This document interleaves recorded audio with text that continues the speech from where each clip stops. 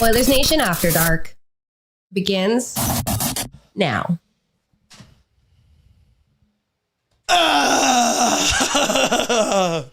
That's the only sound, the only thoughts I have right now. Tough night tonight for the Oilers and their fans. Something tells me we're about to embark on quite the spicy version of Oilers Nation After Dark. The Oilers blow three separate leads this evening, fall victim to a soft-ish call in overtime, but a call nonetheless. And the Mammoth subsequently put an end to that game pretty quickly in overtime. That's all she wrote. It was a high-flying affair. Both teams leaving it all out there on the ice. High entertainment value, highly infuriating, I will say, as well as nobody cares about your bet on the one night I decide to go oh so heavily for the Oilers on the money line. Almost there with the early payout feature. 2-goal lead for the Oilers. And then, yes, they grab 1 point. They get the loser point. I don't think anybody in Oil Country is feeling good after that one. Tristan Jarry, we'll get into the discussion as we move along. Chat's pissed. Chat's furious already with him. We'll unpack it all as the Oilers fall 6-5 in overtime to the Utah Mammoth on the road. Game 1 of 3 on their current road trip. But hello and welcome to Oilers Nation After Dark, brought to you by Bet365, where if the team you bet on, Moneyline, does go up by 3, not 2, 3, you would get the early payout. It's that simple. Download the app today. Must be 19 plus. Please play responsibly. I'm still trying to gather my thoughts and emotions here, so why don't I throw it over to my co-host for a second? Yeah. Lateral, Michael Menzies, contributor here at ON. Fuck is the one word I have to describe that game. Well, I'm of like two different minds about this game. It's so entirely frustrating that the Oilers blow multiple leads. They're up 2 early in the second. They even have a lead on a power play heading in, near the end of the second period. Then it's tied. They scratch and claw and respond to a lot of the goals against, but you have blown leads, so you're very frustrated. How do the Oilers not win this? Then you look at it another way and you're like, Oilers kind of lucky to get a point because some of the times in the game, they were absolutely worked. The third period, they were clinging on for dear life, looking to escape. They didn't, the turnovers tonight were just brutal, and they were running around like chickens with their heads cut off at times. I thought the Oilers were building their game, a bit of structured game lately. It had shaken a little bit against Vegas, but in the last 5-6 games. But, man, their puck management tonight was just all over the place. They waste a lot of good performances. They didn't get good goaltending. It's not a good one. That was a special kind of loss from the Edmonton Oilers in this one. Completely pissed away, multiple goal lead, shorthanded goal against. There was, and I see the chat's already going, it's going to be split, of course, every time Jarry's in the net. Overall, we'll get into it later, but my initial thoughts, no, not good, bad. Is he the entire reason the Edmonton Oilers lost that hockey game? No way. He's the reason they got 1 point in it as well, but at the end, when you needed him to make... Tyler had a tweet in it earlier in the night, and he said this is a whoever can make the last save kind of game dealio here, because neither goaltender really had it in this one. And then Matt Savoy penalty in overtime takes a trip in the offensive zone. It was weak. I'm not really going to bitch about it because you can't be putting yourself in a position like that where the referee 3-on-3, more often than not, I think the ref's going to make that call. And the Utah Mammoth made quick work. And on a night where we'll get into it later with standings watch when we can fully complete it as we know what's going on around the rest of the NHL. On a night where the Ducks are currently losing 4-0, this could have been it for the Edmonton Oilers. They could have really taken sole possession of first place, but in fact, they do not. First things first, pick up the mood. Boston Pizza. Shout out to a new friend on Oilers Nation After Dark. A new old friend a playoff friend. Yeah. For 32 dark years, Canadian hockey teams have come up short in the playoffs. So this year, Boston Pizza is waking up the hockey gods. Could have used them tonight, appeasing them with unbelievable drink and food deals. Hungry for a playoff win? Well, I hope you're hungry for Boston Pizza. Once again, as I said, I think we're going to get spicy. Do me a favor, throw down your courtesy like while I got you in the chat right now. And if you see it there's the voicemail line. I know Payton's going to be in with his Jari takes post-game, and he'll find a way to be... Is it already in? He's already in. Yeah, he's already in. Yeah. Well, the Utah Mammoth scores. Clayton Keller scores. I didn't even like doing that. I don't know why. He just did that. Could be a spicy one. We also got a couple super chats in here. Reminder, your super chats all in support of the Ben Stelter Foundation, a cause very near, very dear to all of our hearts. Rusty, the angry optimist, $5, says, tough loss, but we got a point. As long as Nashville closes out tonight, we will be in sole possession of first place. Give me a series between Edmonton and Utah. I mean, if there's any solace, whatever you want to take out of it, 1 point tonight. Oh, I could watch a 7-game series of that. This game was much different than the one we saw 2 weeks ago where, I mean, it was a 5-2 win for the Oilers at the end of the day. Not that many shots, not all of that high-flying offense. Completely different story, and we'll get into it. The offense started immediately in this one. Oh, yeah, right from get-go, and just... the Mammoth, everybody knew heading into the game, man, offensively, and all season long, they've been one of the top scoring teams across the league, but 19 goals in their last 3 games.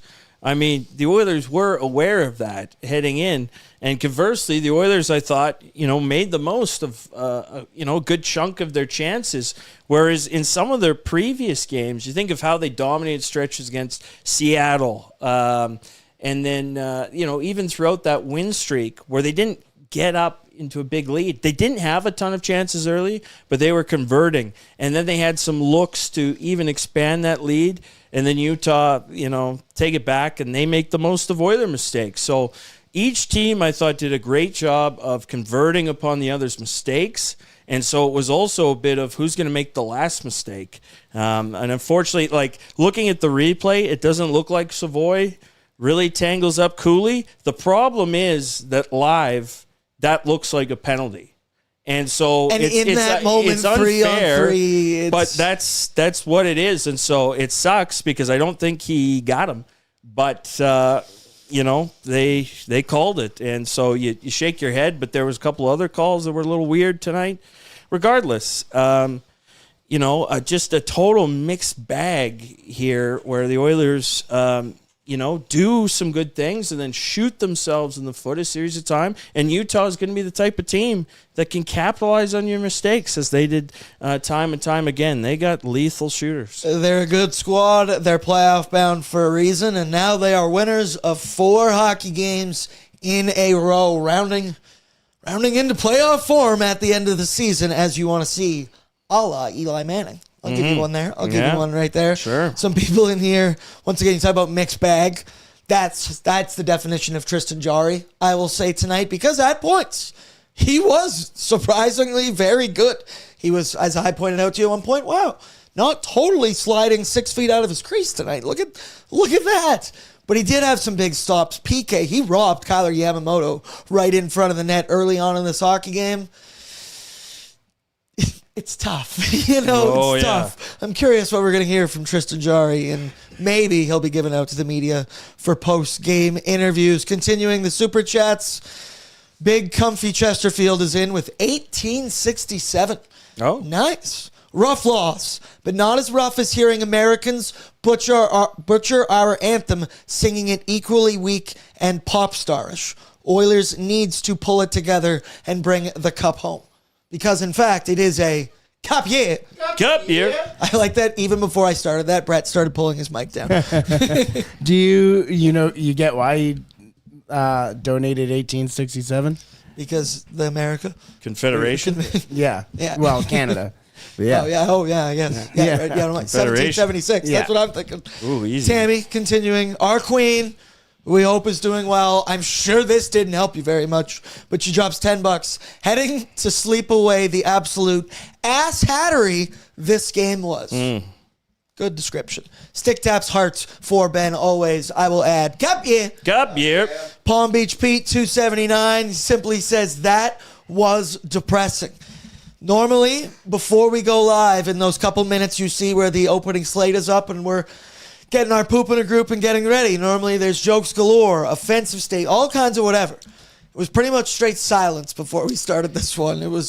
I'm still in a little bit of shock of what we just watched. You just also have to get prepared to break down this game, and there's a lot of individual plays in it. It was a loaded game for chances and different, players to talk about, angles to talk about, whether it be Evan Bouchard or Tristan Jarry or Matthew Savoy or, Ian Cole getting beat like a rented mule. Connor McDavid looked frustrated at points in this hockey game, in my opinion. The wheel did cash this season. Cashed. I will need to say that. Put Colson with a great goal in front. Like the Oilers, marching Doc gets on the scoreboard. Like there's a lot of different elements to this game that you can slice down. So that there was a lot going on, but ultimately, this game just felt like so many that have been played this season already, like in stunning how similar aspects of it. And the Oilers tease you, and they were playing a structured game for a handful of games there. But then they come out like the Harlem Globetrotters at times with the puck, and they're missing a couple of their key players. They're missing 66 goals out of their lineup. So if you look at it that way, it's nice to get a point. At the same time, if you play a more direct game and a simple game with the puck, especially in your own zone, man, you're walking away winners of this hockey game. So it's such a mixed bag. First 2 months of this season, I think Brett and I sat here every single night going, holy fuck, the D-zone turnovers, man, over and over again. Felt like that version of the Edmonton Oilers tonight. Yes, Producer Brett. This is also the first time the Utah Hockey Club franchise has defeated the Edmonton Oilers. Yep. Sick. History. Where were you when it was snowing like a like a demon outside of Edmonton on April 7th? Want me to add the bad news Sunday right now? Golden Knights won. Yeah. 2-1 over the Vancouver Canucks. Continuing along with our super chats, QF Pro $10 says, I'm not upset at that. We're just helping Utah pull up the ladder behind them. And honestly, screw all the teams below them. This first round is going to be electric. Yup, Kier. Yep, Kier. Percy's in, 669. Pissed that game away. The Ebs did not flow our way. Jarry could not foil their thrusts. No, so, of not course, enough. OT was a bust. But no fear, hope will never die. It's a cup year. Cup year. I like that. We need that. And then D-Pal's in, 69.99. We need some more of that. He says, new coach bump, anyone? JK, cup year. Cup year. Good one. Want to also give a quick shout out to Derek Dodge as we move along in the program. Beginning of a new chapter here for Derek Dodge as they are under new ownership and are bringing a fresh approach, new energy, and a renewed focus on customer experience. Right now, they've got an unbeatable deal. With every vehicle purchase, you will receive a trip for 2 to Viva Las Vegas. You heard that right. Leave the lot with your new vehicle and flights and accommodations for a trip for 2 to Las Vegas. That is tough to beat. Derek Dodge. Visit him 6211 104th Street Northwest or at derekdodge.com. Everybody take your biggest gnaw block inhale because we got to get into the headlines. And there's a lot of things to discuss in this hockey game. Yep. Brett, can you kick it off with some champagne poppy, please, and thank you. Yeah. So it started quick in this hockey game. Wild start. 2 goals in 2 minutes. You're worried about Tristan Jarry. Always nervous when the jar head is in the net. And he allows the first shot that he faces. It's a J.J. Peterka one-timer from the face-off dot. And instantly, you're wondering, it always feels like with the Oilers, you can tell kind of like 5 minutes into the hockey game what type of night it is going to be.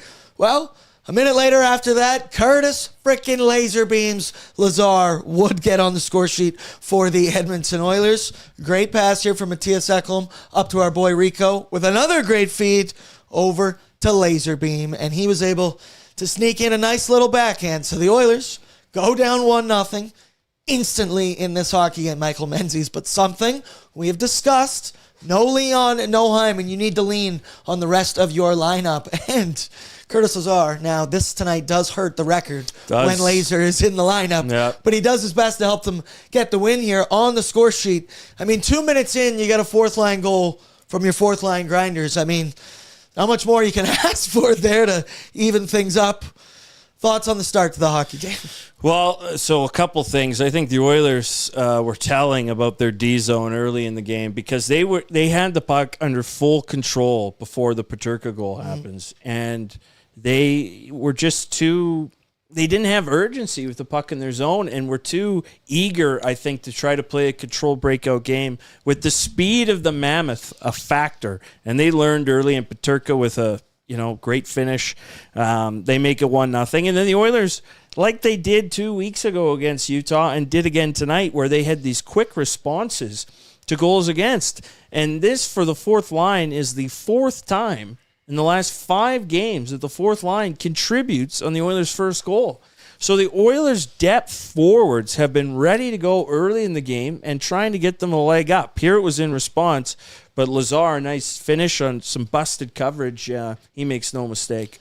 Bullet busted coverage, some might even say. Shout out to our boy, Shotty Mills. And then, continuing that first period. So we all know the Edmonton Oilers power play has been struggling, I will put it lightly. And now we can continue that conversation with the way this game finished.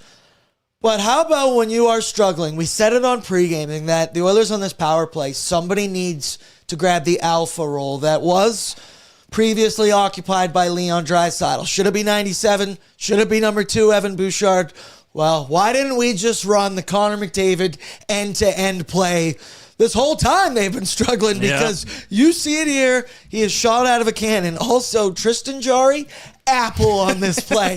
He got on the stat sheet with an assist. And Connor McDavid, this is freakazoid stuff, man. So we've seen this throughout his career in Edmonton, but this one is so special to me because he goes as wide as you can possibly go at the sideboards right by the faceoff dot hash marks, goes all the way out, and then goes, you know what? I do want the middle of the ice, so I'm going to take back the middle of the ice. He slices and dices, rips through the middle, little dipsy doodle, and he slides this one past Melka, who does get the win in the hockey game, but once again fell victim to this lethal Edmonton Oilers offense. This isn't your prototypical power play goal of sustaining possession, time in the offensive zone, working it around, but holy shit, it is just as sexy. Connor McDavid, he did it again. Well, he's tried, to his credit, he's tried to do the zone-to-zone rush a few times. Doesn't work tonight.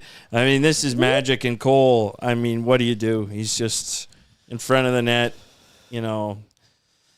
with a magic wand trying to steal it away, and there's nothing he can do. And the Oilers in that first period scored 3 goals on 7 shots. 3 goals on 7 shots. I thought for sure we were getting Vanacek, and I thought I was getting the early payout on Bet365. Turgenev stuck with Vejmelka, who historically has not played well against the Oilers, and he did enough. I don't think Utah's leaving the game thinking, man, what great goaltending we had tonight either. But Vejmelka, he had some toughies too. He makes the save on Dickinson late. That's probably his big one. And we would have been rich off if, in fact, the that wheel went through. the wheel hit pods. The wheel wanted Dickinson. 2 on the wheel. And once again, responsibly, I wagered heavily on Oilers' money line.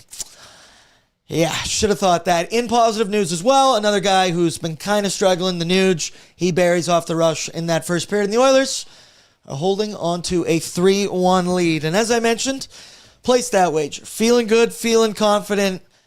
Never should have felt that way because the D-zone turnovers start to come, and there's no bigger one than the Jason Dickinson boneheaded play in the Oilers' end. You see it here, throwing out a puck, and Once again, he's trying to make a pass, trying to make a controlled breakout up the ice, trying to get pretty with it, and before you know it, it's in the back of the net. You feel bad for Tristan Jarry in this situation as you kind of saw his reaction looking at his teammates. I believe that, Lawson Krause, he does end up burying it. Utah's a good squad, man. They will make you pay if you make mistakes. And the Oilers, once again, you couldn't see it in the first highlight. I don't even know if we showed the Peterka one. It wasn't an instant goal afterwards. The Oilers turned it over in the D end. This one bites them in the ass immediately afterwards. And that's a play. That's a play we've seen Jason Dickinson make a couple times now in an Edmonton Oilers uniform, trying to make a breakout up the ice, and that one was tough, man. This looked like early season Edmonton Oilers. Just the one thing there is that Dickinson, he's got time, but he's just kind of in the soft glide as he takes the puck, and he's got about a second and a half to sort of read and react. And just led Bush a little bit too much. Well, there. and the pass was not accurate, just bottom line. So, and it's quickly in the net. Would have been a tough save for Jarry. You're still allowed to make him. Yeah,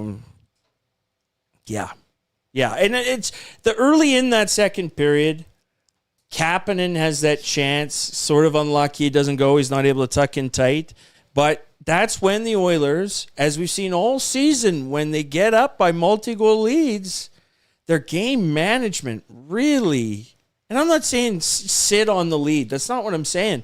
But your details about pucks in and out of your zone and being sure when you're at each blue line has got to increase. And for a veteran team, it's surprising. But, Brett, I think I cut you off the point you were. No, it was just more to what you were saying in regards to the Jason Dickinson thing. He had a lot of time there. Yeah. Yeah, he did. The next goal after that, the one that I think it went off Jake Wallman's skate. I think that's why it beat Tristan Jarry. I don't know. Either way, it was a weird one. And we talked about D-zone turnovers for the Edmonton Oilers. How about O-zone turnovers with the man advantage? Because Jack Roslovic had a brutal play in the offensive zone. Brett, I think we have that highlight as well, where he's trying to circle around in the offensive zone, throws the puck into the middle of the ice, into the slot. Does not get completed as you see it here. Scramble kind of ensues. Connor McDavid makes a pinch, and before you know it, it is going the other way, where Nick Schmaltz, give him credit, 2-goal performance. The man got paid earlier this season. That was nice. There's so much to be frustrated with. The pass from Roslovic. I'm not really mad at the McDavid pinch.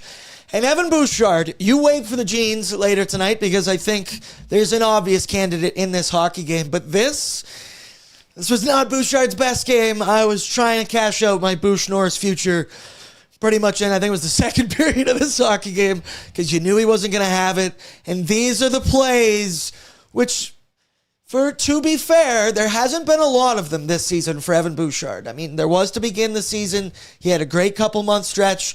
But here, that's not a good look. That is a lackadaisical back check, putting it nicely from Evan Bouchard, and kind of seeing Schmaltz's brain there of, okay, well, if he's not going to press up on me, I'm going to rip this puck.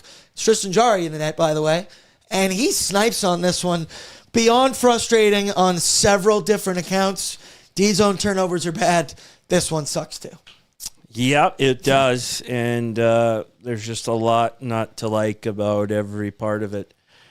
Bouchard can get there. I believe he can get there. We've seen him defend one-on-one and make several good plays. He can close that gap. And, I'm not sure what he's thinking there. I felt like he wasn't thinking in his brain. He wasn't even pretending to take hard strides. That was a warm-up lap. He can get his puck on, or get his stick on the puck and disrupt that shot. And then, Jarry, that was a moment where the Oilers needed a big save. Well-placed shot, but just a breakdown on multiple levels. From the O-zone. Because the thing with Roslovic is that puck can just stay low.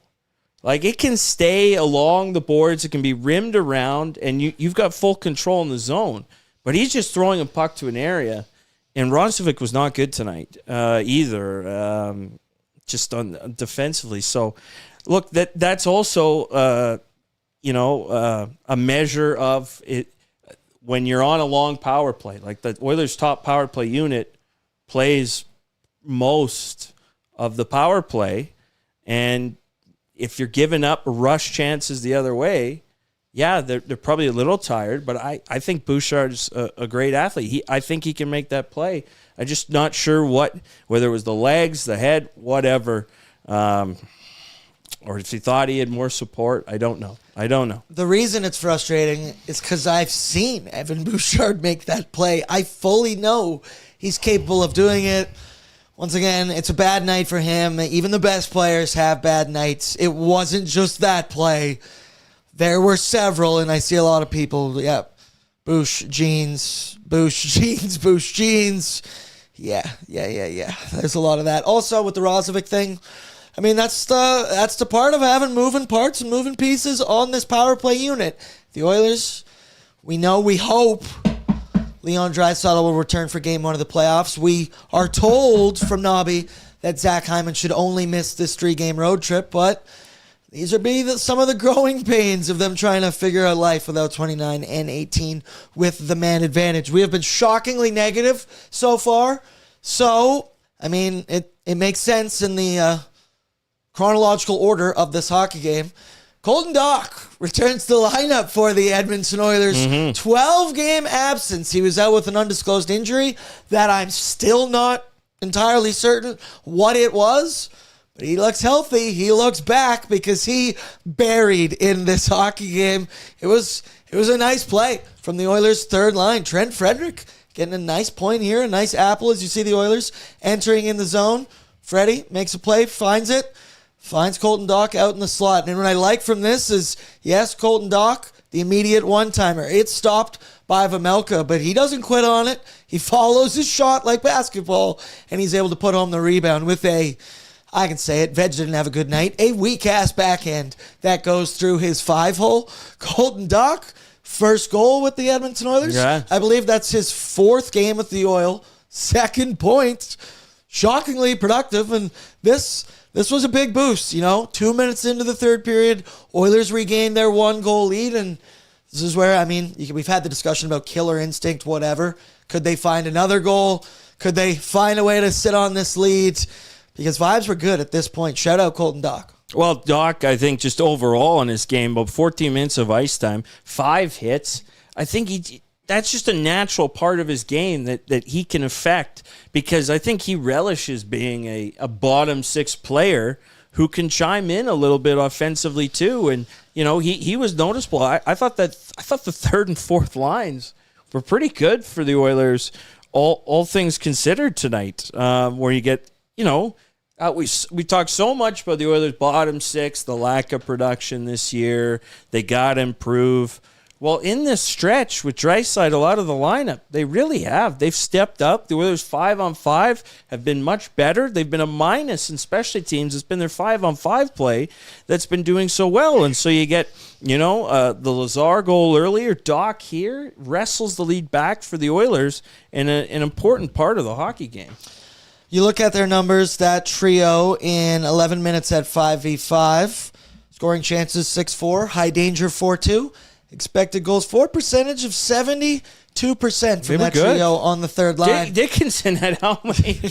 Dickinson, he had the post. He was so close to making us rich. Oh, the wheel. We were about to give us 2. The wheel's back in the green, or not back in the green, it's always in the 6 of his last 10 games, the wheel has hit a winner, and it was nearly a double. But no, they created looks tonight. It was kind of the Dickinson gaff earlier, but you got to like what Dach can provide. Another option here, because there's no lack of them, even with Hyman and Draisaitl out. There's 14 forwards up with them right now. So fourth line got a goal, third line got a goal, and shield your eyes if you head over to naturalstattrick.com this evening, because as I just mentioned, the expected goals for percentage for the third line trio. The second line of Jack Rozovic, Ryan Nugent-Hopkins, and Kasperi Kapanen, and 11 minutes of ice time at 5v5. They were outscored 2-0. They were outchanced 1-14. High dangers were 0-4, and they had an expected goals for percentage of 3.73 on the evening. And well, then they scored. And they scored. The Nuge got on the board in this hockey game. He's -2. Kapanen's -1. And who did I say? Roslovic was -3 in this hockey game. You need to find other guys. And once again, I like that you mention it.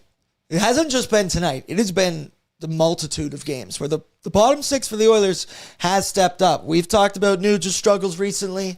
Got just drilled in the comments by some people because you can't speak ill of Nuge, which I understand.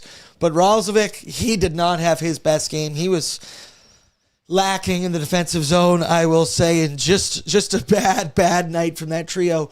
Expected goals for percentage of 3%. That's wild. I'm not even mad. That's amazing. It's not good. That's Scoring not good. chances 1-14. It's just and they got on the board, which is good. But especially when you've got Draisaitl and Hyman out, so you got 66 goals out of your lineup. Nugent Hopkins is a veteran. Kapanen's a veteran, been in the league a long time. Roslovic's a veteran as well. Again, the Oilers, if they approached this game like they were missing big pieces and had to play a certain way to win, I think they could have won the game, even with how it was played. But when they come out, not super dialed in, just not focused on what they're doing with the puck, not sharp, that's when you're going to see the variety of mistakes. And I'm not saying you can play that way for 82 games, but this team has shown they're capable. They've shown they're capable, and they need to, if they're going to go anywhere, they know they have to find this type of game consistently. Because you watch other teams across the league. Watch other NHL games going on here with the game 77, 78. Teams that are making, brutal D-zone turnovers, they're the ones that aren't going to be in the playoffs, right? They're the teams that, they're not going anywhere. And yes, it's exciting, but for the Oilers, and this has been the high wire act that they've had to do all season, and their ultimate test will come in the playoffs. But there's certain things, just if you're a contender, that you don't do, right? And there's always going to be bad games, off nights type dealio. The Oilers, it's just in them that they revert back to some of these. Because they never say die. They can come back in these games. They've got talent. They can score. And they do score a lot.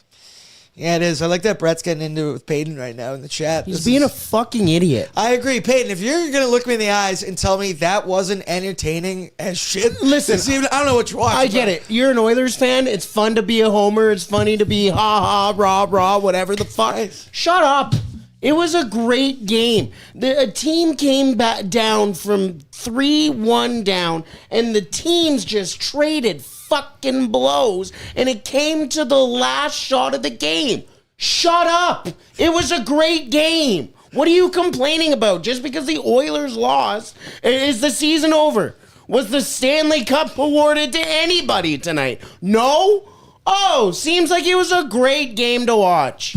I was highly entertained, highly aroused by whatever Brett just threw down. You guys should see. He's the color of his red Georgia Bulldog sweater he's wearing right now. That's good stuff. People in the chat. Whoa! Peyton versus Brett with the boxing gloves and whatnot. Oh, it's Bet365. What would they be? That's hour 3 discussion. Good time to call a timeout. 20 second.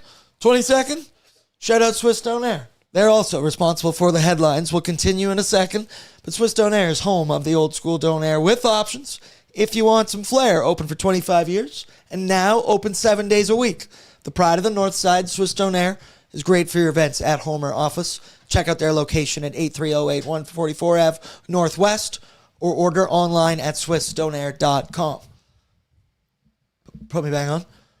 Resume fighting. You guys can go back at it. I thought you were going to do the calm. Yeah, I know. I just wanted to see what can continue on. I feel like it's probably the most talked about thing in the chat right now, and we haven't really unpacked it that much. Tristan Jarry was in the crease for the Oilers tonight, and it was a mixed bag for the Oilers. It was a mixed bag for Jari as well. And in total, at the end of the night, he stops 25 of 31 shots for an .806 save percentage. 6 goals allowed, 1.46 goals saved below expected. I like that intern Tristan also threw at the bottom. 1 assist in the hockey game as Jari did, in fact, get on the board. Chat, I'm curious. Brett, could you maybe even make but it couldn't be good. Like, medium, less than me. No, I don't know. I don't know how to describe this because it's not good, but I don't know. I want to know basically, chat, and be real with me. Is this a despicable, deplorable performance from Jari? Because I'm seeing a lot of emotion in the chat right now. But Menzies, you know Oilers fans, as we find our whipping boy and we pick on him. Because, yes, Jari was not good in this hockey game. I mean, he allowed 6 goals at the end of the day, for Christ's sake. But he also allowed the first shot against that he saw in this one. But I will say, I mean, I watched it. He settled in for a stretch in that hockey game. He made a number of good stops. I mentioned the one early on Kyler Yamamoto, right in tight in front of the net. He was solid on the penalty kill, I will say. And I wasn't really upset by any goals that beat him until the fourth one there where Evan Bouchard is one-on-one with Nick Schmaltz. And I do think that is a stop that Tristan Jari, in fact, should maybe. I mean, if you want to win the game and be a playoff team, that's when you need to make the stop on. To Rister from the point, the one that's redirected by Kerfoot. I'm not mad at Jari about that one. I'm just trying to go through these. The Logan Cooley one-timer, I think it went off Jake Wellman's skate. I think. Came off the stick funny anyway. It was very weird. It said it was something like 50 miles an hour. Whatever went, beat him. I don't know. Overall, what'd you think of Jari? Once again, not good. I feel like his stat line is worse than it maybe actually was, or was just he made some fine saves during the game. Here's what I'll say after the last couple of minutes. There's a lot of frustration. Yeah. Okay?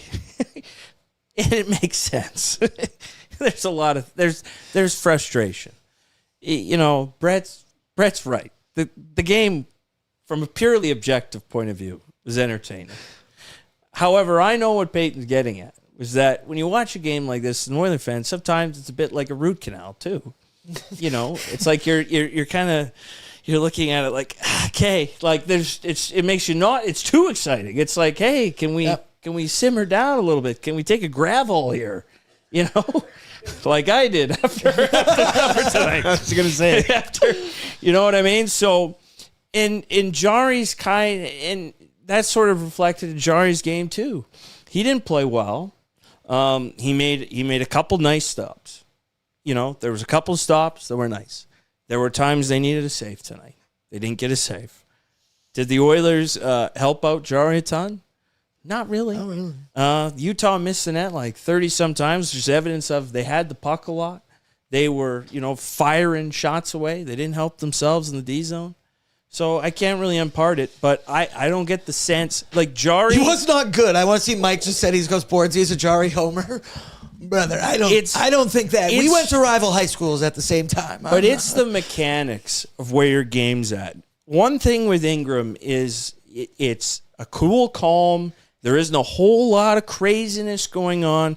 Jari tonight, there wasn't the wildly, moving out of the crease with the lateral movement. But there are times where, he's losing his net and his angle still. He's still a little jumpy when pucks are shot toward him. So there were times tonight I thought the Oilers needed a save, and didn't get it. I just don't know if we'll see old Tristan Jari again. I mean, this is a back-to-back. Obviously, this has long been circled as a minimum Jari game. I mean, they're going to have 2 days off after Wednesday before they play LA Saturday, and then they're going to have 2 days off again before they play Tuesday against Colorado. Maybe, depending on where the standings is shaking out game 82, I don't envision Pickard back up, but also we don't know what the cap implications will be with Draisaitl back. I haven't looked at that, so I don't know. There's a lot of different factors. I didn't like Jari's game. No, not good. Like, once again, we all know this. I feel like it goes without having to say it. Connor Ingram, no shit, is the number one goaltender for the Oilers. Jari's not gone well. I just do think it's easy to look at this game and just go, Jari's in the net. That's why they lost. He's also part of the reason why they got 1 point, but definitely a factor in why they did not get 2 in this hockey game. The other one thing that I want to mention before we move along into the good, the bad, and the oily, which, Brett, I actually just emailed to you. I was so rattled by the end of that hockey game, I forgot to send you the GB and the O. Little rattled after this one tonight. The Oilers power play. Let's talk about that. Sure. Because it did get off the schneid tonight. It's been well documented. It has struggled without Leon Draisaitl. Connor McDavid just run the end-to-end play, let him slice and dice throughout the defense. And that's going to work for them. But after that, the 2 following opportunities that the Oilers had, not good. Not good. Obviously, they allow a shorthanded goal against at one point with a brutal play in the offensive zone by Jack Roslovic. And I tell you, there was points in this hockey game where I was screaming at Evan Bouchard on this power play. We talked about it. You need an alpha. You need some guy to be the one to run it through. And Bouchard knows how good of a shot he has, and he lets it rip all the time. He's 20-plus goals this season. He was passing up shots in this hockey game, and it was frustrating the ever-loving shit out of me because when it's not working, it doesn't take a rocket scientist to figure it out. Funnel pucks to the net. Can't score if you don't shoot. Create some chances, create some opportunities in front. Further the game went along, felt like the power play could, once again, struggling to gain the zone and then struggling to keep possession when in the zone. There was a lot of loop-de-loops for the Oilers tonight, trying to drop back to 97. Lazy passes, bad turnovers, you name it. Yeah, they do go 1 for 3 on the evening, but it was bad. Well, it nearly cost them the game in the sense that, you just have this, you're unsure with the puck, you turn it over, and now you're in a one-on-one rush, and it's in your net. And again, heading into tonight, the Oilers were -2 on specialty teams in the non-Draisaitl era, and they're going to stay that way because their 1 power play goal washes out. So they're even in that sense, but that's just one area where, and then they're minus because it's power play goal for, how was it 1 power play goal for Utah? Just the 1, right? Yeah, the winner from Keller. Yeah. So they're actually, there's a -1 from the game, especially teams. There was a super chat here a moment ago, which I thought was interesting. And I scroll. It was a couple of minutes ago. From QF Pro 21, $5. Thanks. Does anyone else feel like the team revolves around Zach Hyman more than anyone? What's our record with and without him this year? I don't know what the record is this season. Obviously, we saw what happened last year when Hyman was out, but he's a big part of the team's, the real core and crust of how the team kind of goes out and approaches games, about how they can, wear a shift in the offensive zone and make sure-handed plays with the puck that aren't trying to go through people, that are around the boards, that are not sexy type of plays, and then can finish in front of the net. Hyman on top of Draisaitl is obviously a huge loss, but Hyman in general, I think he's a straw that helps make any line work because of how he approaches the game. He's a heartbeat. He's a soldier. He's the kind of guy that leads by example, and we know in the room he's a vocal leader. And sometimes when your offense is struggling as well, that's where I say you got to muck it up, you got to dirty things up in front of the net. That's Zach Hyman's MO, and it does feel like they are missing it right now. So overall in this hockey game, sloppy performance from the Oilers, I would say. That's one good word to kind of describe it all. And, you've just heard us break it down for a little bit. Why don't we listen to a leader on the Edmonton Oilers? One Darnell Nurse spoke to the media post-game about what went wrong against the Utah Mammoth. Let's take a listen to the doctor.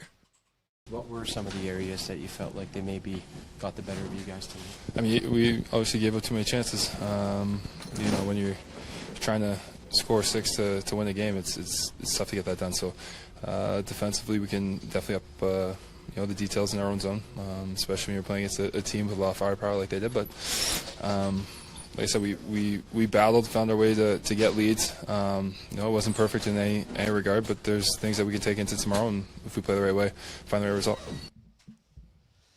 There he is, the doctor. Let's head now to the good, the bad, and the oily. Brought to you by Oodle a Noodle. Download their app today, available at the Google Play Store or the App Store.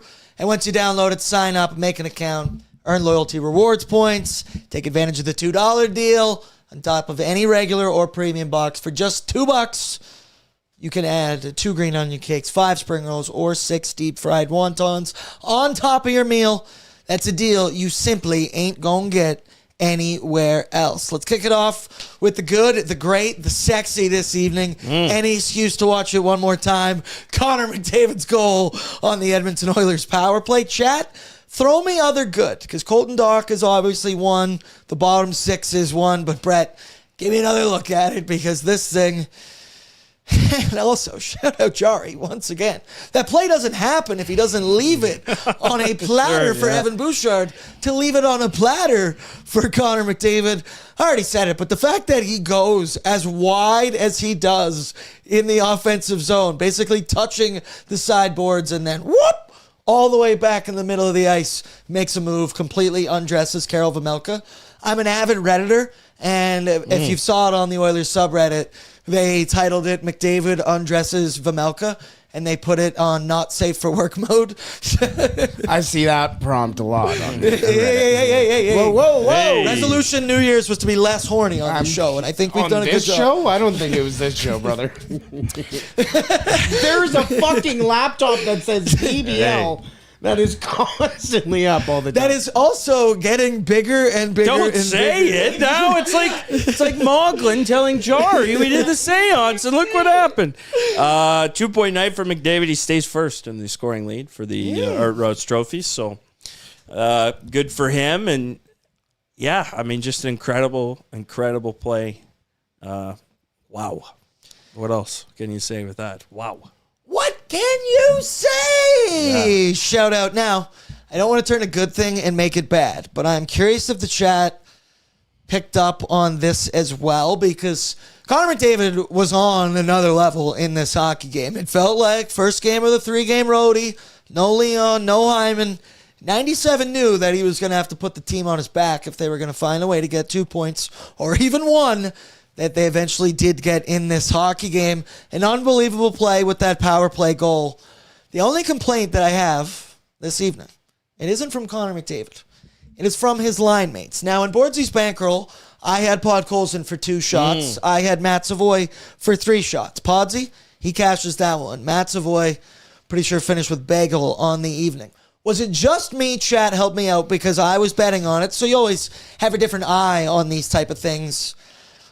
I was getting frustrated at the amount of passing up opportunities from both Vasily Podkolzin and Matt Savoy. It's part of playing with number 97, is you always want to defer to him and give the puck back. And once again, Savoy had some shots blocked. He had some opportunities kind of stifled and whatnot.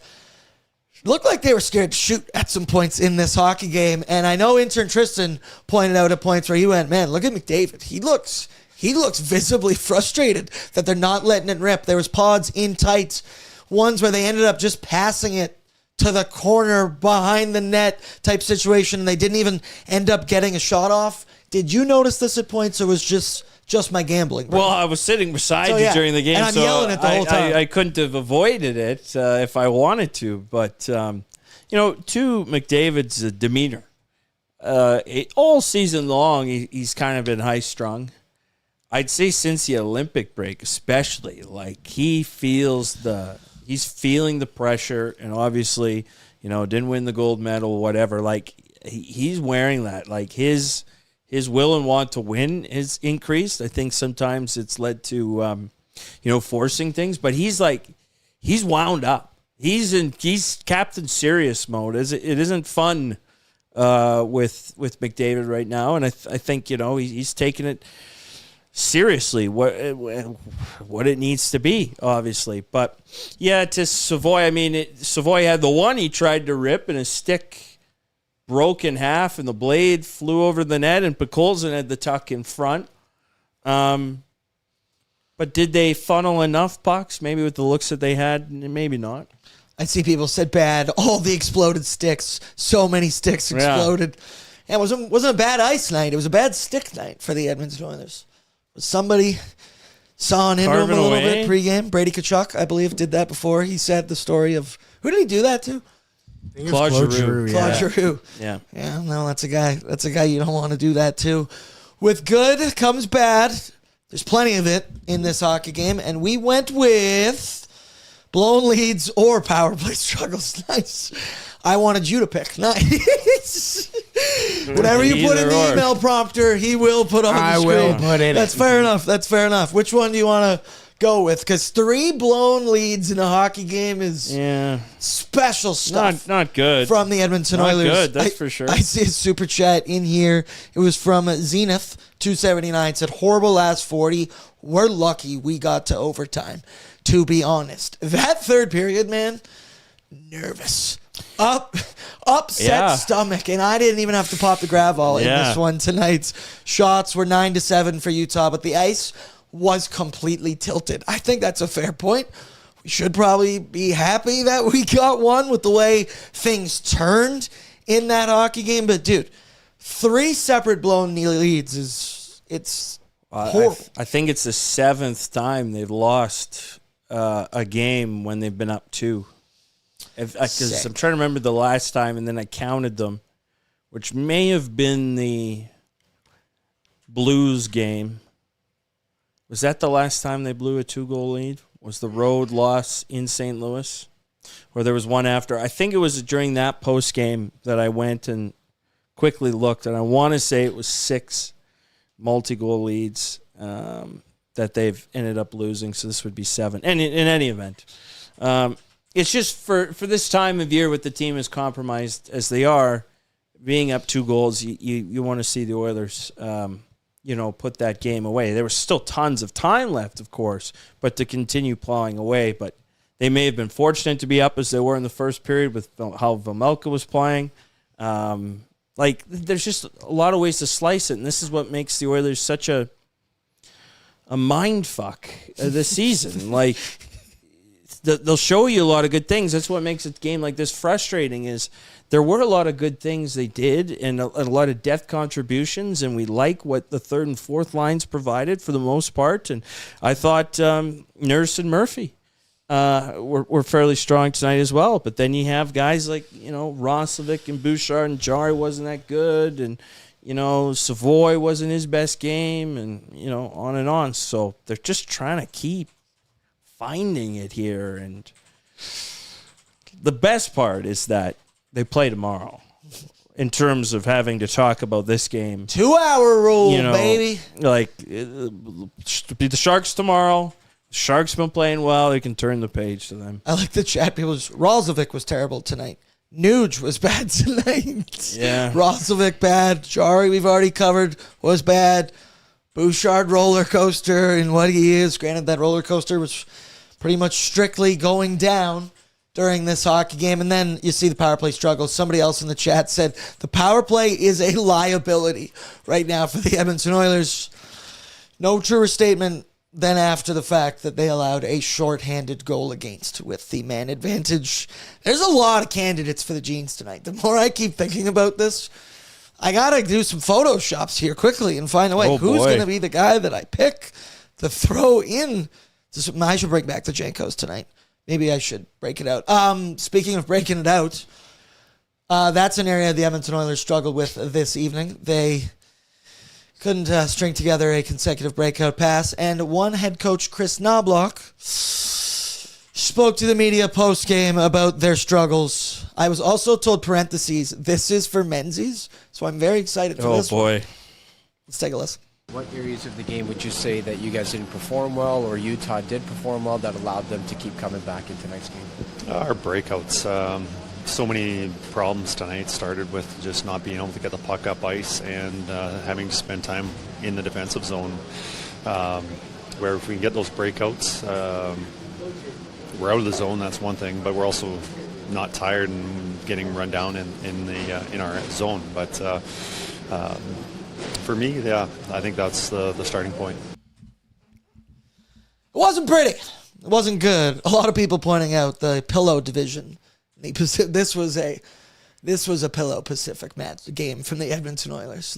Love my division. That's my division, but there are not many like it, I will say. I agree with Knobloch here, and that's typically the telltale sign with the Oilers. If they're struggling to break out pucks, if they don't have urgency moving it out and allow the other team to get a second and third chance in the zone when the puck was on their stick with time, they're not going to end up winning a lot of those games. And tonight that started early. So, pickle fight, pillow fight. Pickle fight? Well, I read tickle fight from Final Buzzer, then pickle. Yeah, easy. Okay. Tusks up. Just because it's Tusks up in Utah, I don't want to get any too carried away here. Menzies saw me grab. I was like, well, you're about to get eviscerated. Brett, the floor is yours, please. I heard you're not the best at pickle fights. Hey. Whoa, contrary. let me take this one, Michael. I'm in the featherweight division. So many more jokes I want to make. We're going to power through. We're going to move now. New meaning to tail of the tape. Yikes. All right, the Oily. What we went with, Brett, throw it up for me if you can. Colton Dach scoring his first goal with the Edmonton Oilers in his fourth game. He spoke to the media post-game as well, kind of talking about wasted contributions from the bottom six. But here is Colton Dach.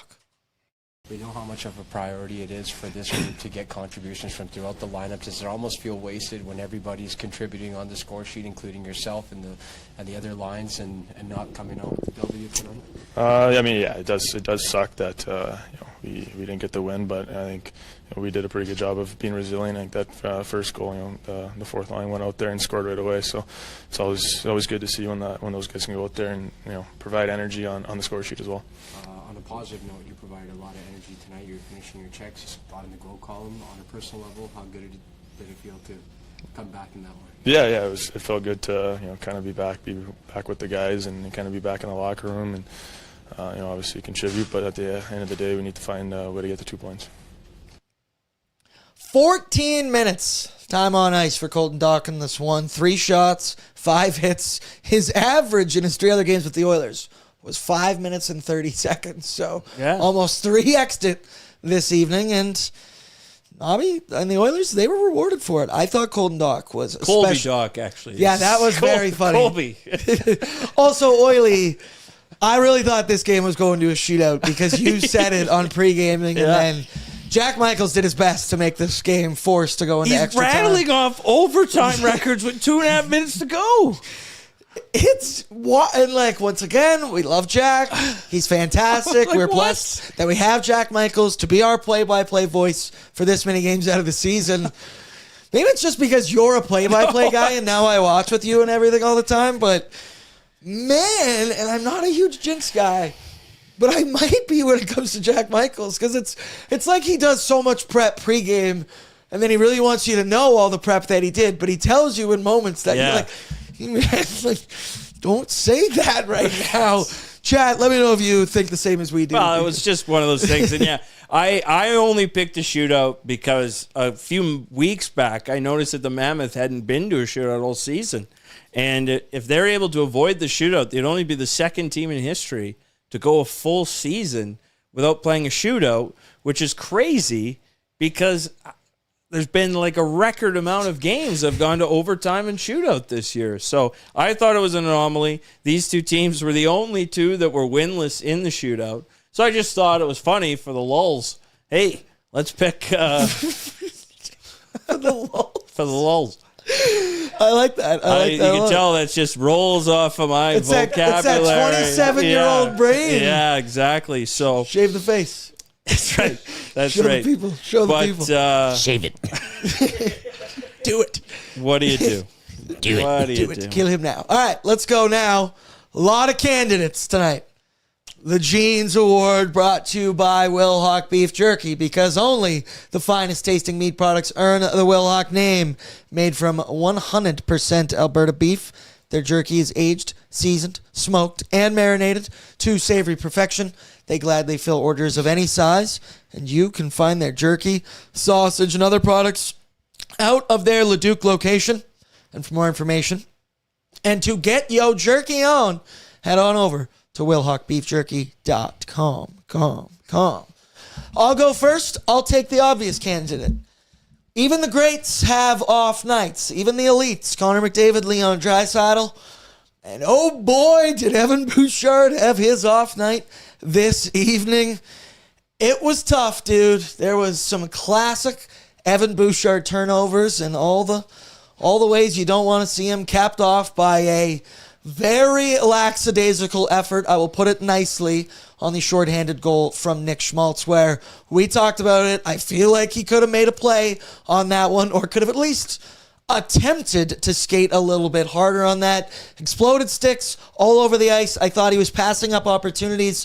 This Oilers power play needs an alpha. I keep saying it. They need someone to drive pucks to the net. Bouchard is that guy. He felt hesitant. He felt passive in this hockey game. There was bad reads, bad passes. There was one he no-looked at center ice on the power play. Just dumped it backwards. Instant turnover. Rush going back the other way.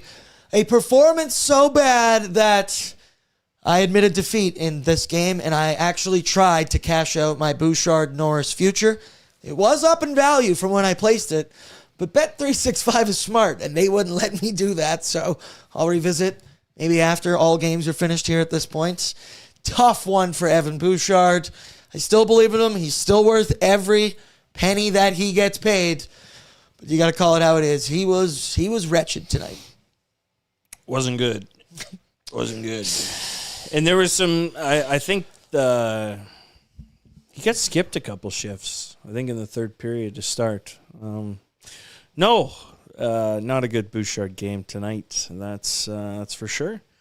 I'm just trying to narrow it down. Like there was a few, like the games that Roslovic is disengaged annoy me a bit, and he can kind of just throw pucks to areas, and then defensively, if you watch just Roslovic, like he doesn't read the play in the D zone very well. Jari, Savoy, Wallman and Emerson weren't that great. I don't know. I'm having a tough time, but maybe I'll go with Brett. Why don't you go first, Roslovic. and then that'll determine who he wants to go with. the weather. My God, the snow weather. outside right now. It is awful out there. My Jeans candidate would have been Evan Bouchard as well. I didn't think he played that well. I'm going to go with Matt Savoy. Again, just a great opportunity again to play on Connor McDavid's line. And you've been playing well. You've been doing really well. But in a game that's so important, and in a game that's so that has a lot of whatever to it, outcomes to it, you said it earlier before he took the penalty, he was Tony Snelling this game. He's doing nothing. And then until the overtime period where he takes a penalty, he finally does something, and it's a penalty. So, yeah, I wasn't too impressed with Matt Savoy, especially when a lot of people had a lot of bets on him, and he just shit the bet. Wet fart. Question for you as well, though, Brett. Thoughts on the overtime penalty? I haven't seen it really that much. So apparently people are saying he didn't really trip him. I haven't been able to see it. I don't think it was the most egregious trip you've ever seen. I'm not even fully convinced he got him, but he went down like he got shot, though. It's just, they're going to make that call every single time. Well, I think he just loses an edge into the boards, but it happens simultaneous to Savoy swooping by. So, and I'd have to look again at where the official is in relation to that play. But, yeah. Not good. Not good. So who's your Jeans? Would have been nice, I did have the thought, can they have a galvanizing, kill in overtime like they did in Vegas? But they scored pretty quick into the man advantage. So, Brett, I may have just sent you a photo of Evan Bouchard. oh no. Oh, yes. Oh, yeah, as the Kool-Aid man would say. As well, some people, Rain City said the Matt Tompkins era has begun. I don't think that's going to happen, brother. Granted, Sherwood Park's own. Shout out Matt Tompkins. See him at local Sherwood all the time during the summer. That's my kind of guy. Other ones in here, some people saying Pingram has to happen. Pingram does have a nice ring to it. We haven't tried Jingram. That doesn't work. It sounds like jeans. Any other candidates? Yeah, Roslovic, Payton's in. He obviously didn't pick Tristan Jarry for the jeans. He's going Jack Roslovic. Once again, Roslovic has 20 goals on the season. He has been an asset for the Oilers. He has been, feels like, found money at the beginning of the season, but that man is not known for his defensive acumen, as I will say. And that entire second line, you could just say they wore the jeans tonight, scoring chances 1 to 14, high dangers, I already forget, not good on the evening as well. Other than that, Sergeant Battle said jeans his drive home. He lives all the way in Millet, which we looked up the map of where he has to drive to get home. Feel bad for intern Tristan. Feel bad for Reese, who's going to have to be here tomorrow night. And now he's probably just going to end up sleeping here. Probably. I did pick up Henrique on my drive past Manville. Thank you. So I picked him up, and someone asked if he played. He got an assist on the Lazar goal, but it wasn't a bountiful night. There he is, Evan Bouchard rocking some Janko jeans so once big again. on him. They're so baggy. It kind of doesn't even look like Boosh. No. Like the face, I think ChatGPT might alter. Correct me if I'm wrong, but like the wide bottom jeans appear to be back in these days. Where the younger kids are bringing Jankos? Question mark. They should bring Janko jeans back on the rise. Chat, if you guys wanna one day, I will wear Jankos on the show, but we all need to pitch in. Do you have Jankos? Oh God! I've never seen you wear jeans. Usually, I am wearing jeans tonight. I don't think I've ever worn jeans on I'm the in show. joggers. I had to put on jeans today, and I think it was the worst moment of my day, and I was expelling numerous things out of my body. No free shout-outs? Shout out Gravel. Helping the boys out. Yeah. The boys out. No, this season. I used the chewable Tums. And Mother Nature. Yeah. Mother Nature as well. Let's now head to Bordzy's Bankroll. Tough one, brought to you by Bet365. 19 plus, please play responsibly. Take advantage of their early payout feature. When the team you bet on goes up by 3 goals, bang! That's an auto win. Only at Bet365. Happening. Please play responsibly. You could add your... So again, this is why you do it responsibly. I said, not proud of it, man enough to admit it. I wagered heavily on Oilers' money line and even pointed out all the reasons why it probably wouldn't happen. But I still believe the Oilers... all the scary nevers that were sprinkled. They've never, the classic, the nevers. Those are always danger. So we lost our Oilers money line bet. Brett, throw up Bordzy's Bankroll for me if you'd be so kind. We hit the Boosh 1 point. We hit Podkolzin at 2+ shots on goal. But Matt Savoy did not have an evening for me on the stat sheet. He did, in fact, until those penalties. Really, his penalty minutes are the only thing on his stat sheet this evening. So that is never good. He doesn't get 3 shots. He doesn't get 2 shots. Doesn't get 1. Finishes with a whopping 0 this evening. It's much like my Connor Murphy blocked shots. Had 0. Yeah. Tough one. Tough pill to swallow. Yeah. But in positivity, the wheel is hot. Would you say 6 out of the last 10? 6 of the last 10, the Wheels picked an anytime goal scorer and nearly hit both with the Dickinson pick. Hit a post, had the pizza, Tuesday pizza night at the Delta Center with the third period chance. And, Familka stood up for that one. But Dickinson was kind of an interesting game. It was... There were ups, there were downs. I thought you get the sense watching Dickinson, though. Not a lot of goals. He's the reverse Jack Roslovic. Not quite the finisher. You combine those two together, that's a fantastic hockey player. Unfortunately, I don't have the steady hand to perform that procedure. Does a lot of good things, and certainly, it's kind of your matchup demon. And he's third line center. He's a depth player, so I'm not saying, 10,000 goals a year, but Exactly, but you're going to see that. That's up, that's down. Imagine that tip-in went home. We are in a completely different headspace for Oilers Nation After Dark tonight. We are flying high, but unfortunately, that's fantasy. We're living in reality right now, and the Oilers lost 6-5 in overtime. Quick shout-out to Prairie Toyota Dealers. Are you looking to dominate off the ice as much as your team does on it? Well, check out the Toyota Tacoma. Its standard I-Force engine boasts an impressive towing capacity of up to 6,400 pounds. In fact, it's the most powerful Tacoma ever. So whether you're hauling gear to the rink or heading to an away game, you can tackle it with ease. The available panoramic multi-terrain view monitor gives you a live underfloor view to navigate even the toughest terrain with ease. When it's time to load up, the available power liftgate makes loading your gear in and out a cinch. Experience power, capability, and convenience with the one, the only, the Toyota Tacoma. Excuse me. Another super chat. Warren Buffett is in the chat. Oh, wow. Could use a loan, my brother. Feel free. He said, this is not a despicable performance. The stats are atrocious, but this is one of those games where every shot on is an absolute dart. The chances were super high quality. It's such a tough way to play. I like that positivity from you.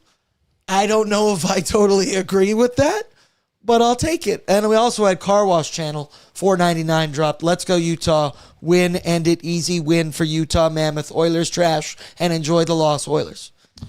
I guess grammar isn't taught in Utah. Mix in a comma. Don't know if you know what a comma is. You know what is, Todd? What? Soaking? Easy. I didn't say it. I didn't say it. Vegas schedule down the stretch. At Seattle Thursday, at Colorado Saturday, home to Winnipeg on Monday, home to Seattle to finish it out. So we'll see what fight the Kraken have. I mean, Golden Knights are now 4-0 with Torts. However, I think part of the coaching change, I think they knew what schedule was coming to. Like, they had the Canucks twice, Calgary. The Oilers were a tougher game, obviously.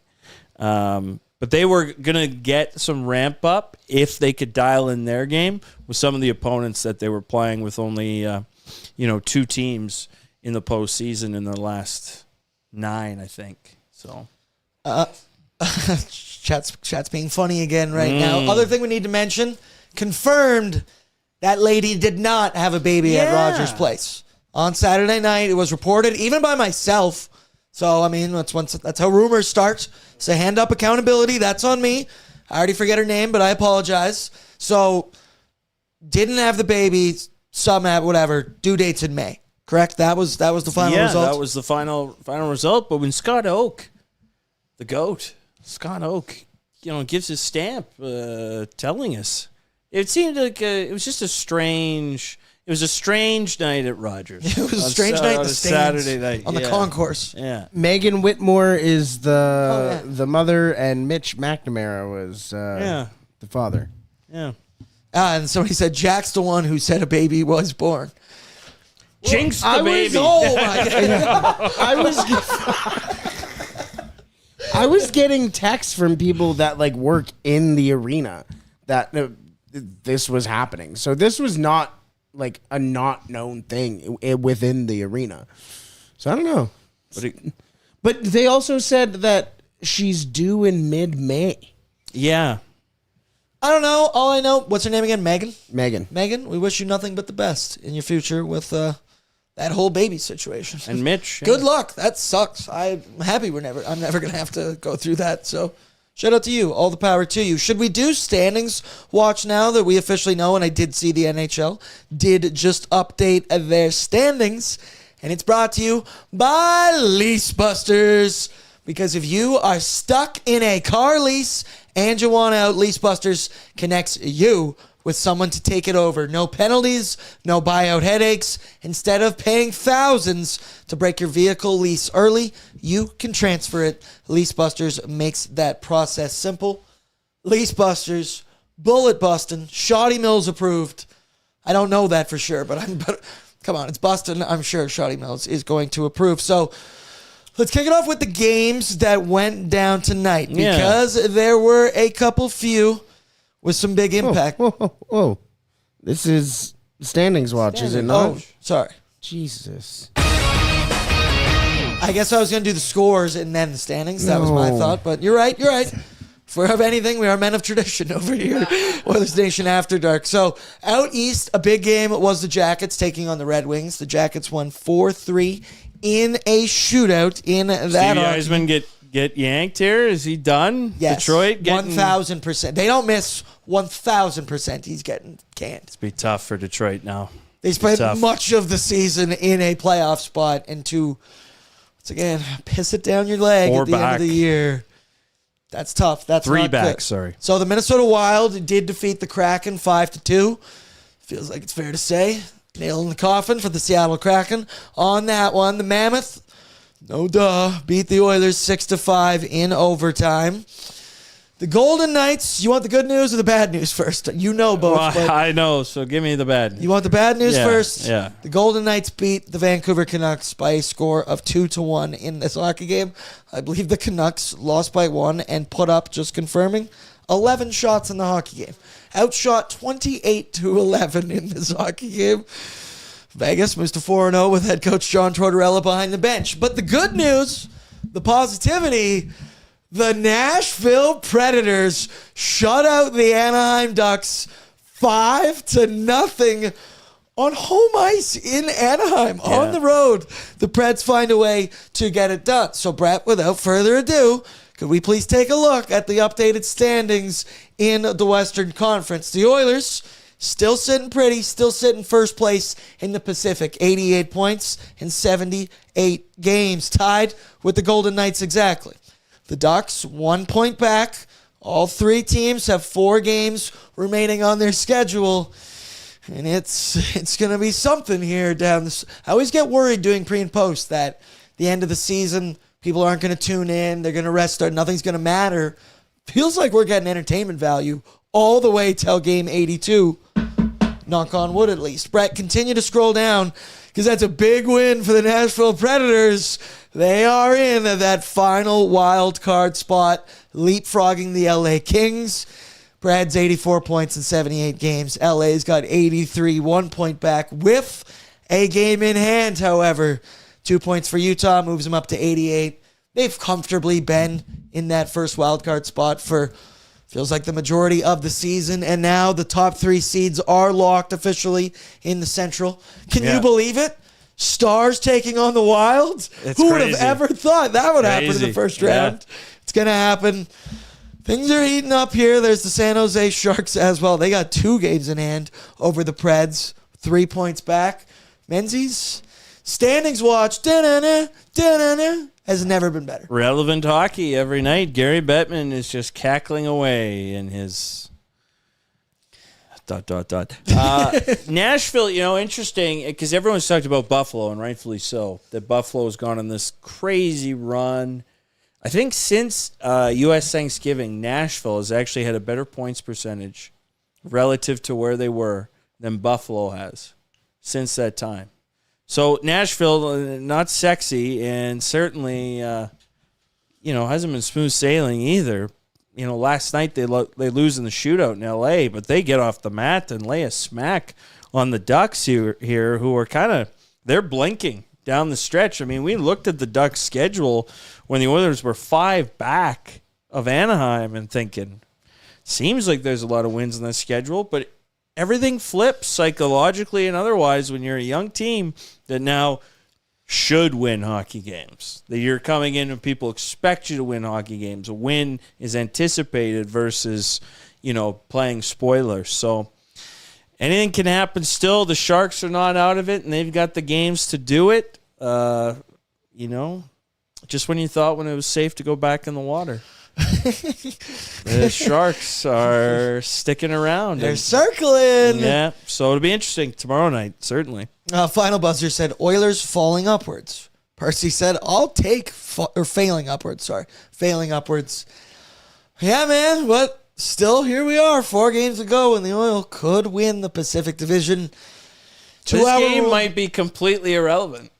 It's like it might not matter if the Oilers still go on and do it, and it really won't because the Oilers clearly they don't care that much about. And they've been adamant. They've been vocal saying that they really don't care about the division. It does feel like it's something that we as the fans care more about. It's never happened in our lifetimes. Hasn't happened since 1986, 87. They're mouthing the words, but I'm not buying it. I'm not buying it. I'm not buying it one bit. Waz also said the Pacific Division is the most entertaining division in hockey. I don't think that's true. It's something. It's a division. I will say that. I mean, it's tight till the end. It's compelling in its own way. There are 2 teams tied for first place with the exact same amount of points, and there's one other team that hasn't been there in a long time. Buffalo and Tampa Bay. Full of young kids, young players. This is exciting. I love it. It is exciting. I just don't know about the most exciting. But hell yeah, brother. I say it all the time. The Edmonton Oilers do not play boring hockey games. And tonight was no exception to that rule because we can argue about it. Brett, you want to yell at Peyton one more time? About how entertained we were? Yeah, I could. I had to check if he was in the chat. It kind of triggered me. Don't worry. We'll still have an opportunity to hear from Peyton in our voicemail segment in just a minute. We do have one more super chat from Cup Yeah. Cup, yep. $10. He must have joined late. He said, did Jack Michaels just jinx the living shit out of the Oilers dub tonight? Or is it just me? Cup Yeah. It's not just you, brother. Once again, jinxes aren't real. It's not an actual thing. Let's not be too literal with it and whatnot. But, oh yeah, brother. His timing is impeccable for all the wrong reasons. Yeah, it's interesting. It's interesting to say the least. So, well, yeah. I don't know how much more I've got to say about this game. So let's let the viewers. I want to hear what others think. Let's hear what others think about it, and let's go to our voicemail line, which is brought to you by. Say it with me, boys. Truck Month. Because it's Truck Month right now, and that means it's your opportunity to get into a 2026 GMC Sierra 1500 Pro Graphite Crew Cab and 0% financing for 72 months. You're getting a 2-inch factory lift with off-road suspension, a powerful 5.3-liter V8 engine, and a commanding presence that demands attention. Hurry in to go see the Sierra 1500 Pro Graphite Crew Cab in person and take advantage of Truck Month before it ends. Producer Brett, how many voicemails did we get this evening? Because it is late. It's late right now. We got 1, 2, 3, 4, 5, 6, but one is a 2-parter. Okay. Is it Peyton? It's not Peyton. It's not Peyton, actually. Give me 1 second here. Alrighty, so as mentioned, we have 6 total, 5 people called in today. So I'm going to start off with a new phone call. I don't think we've ever heard from this caller before. This is coming from Riley. What does Riley have to say? Hey, Bordzy and Oilers Nation. Fuck, that shit sucked. I'm going to need an extra drink tonight. And to rant on what I saw, yeah, Jari did not look good. That last goal sucked. A lot of the goals sucked. And it felt like the game revolved around the fact that it felt like they could just shoot from outside the hash marks. They could huck the pill from outside the hashes, and it just turned into a 5-alarm bell. All of our guys running around. We lost all of our structure, not knowing what to do in that third period when we needed a calm, steady presence like an Ingram or a Pickard. I don't even think Pickard can play for us at this point. And Pickard's also not great, but I think his presence, obviously Jari's just not great with his movements and erratic, and it seems to throw the team off and into a haze. But yeah, hopefully they can snap out of it. We got 1 point and that we can come back against the Sharks, but fuck, man, we got to send Jari to the Artemis or something. This shit sucks. God, yeah. We've tried. I mean, we've tried what we can do. Any more ideas, we'll try. There is something I want to comment that was brought up. Thanks for the call, Riley. Yeah, that was good. Riley, you should leave more voicemails. Yeah, it was a great call. One thing that is certainly the case is that the Oilers are Like, they're not covering the points. They're packing the middle in the D zone and trying to make it difficult for pucks to get through. And they will allow the opposition to play at the ozone blue line and to let them tee off shots. I mean, Utah missed the net 30 times tonight or whatever the stat was. But I think they can get a little flat-footed and too puck-watching in those third periods where the other team is pushing back, like we saw against Anaheim, for example.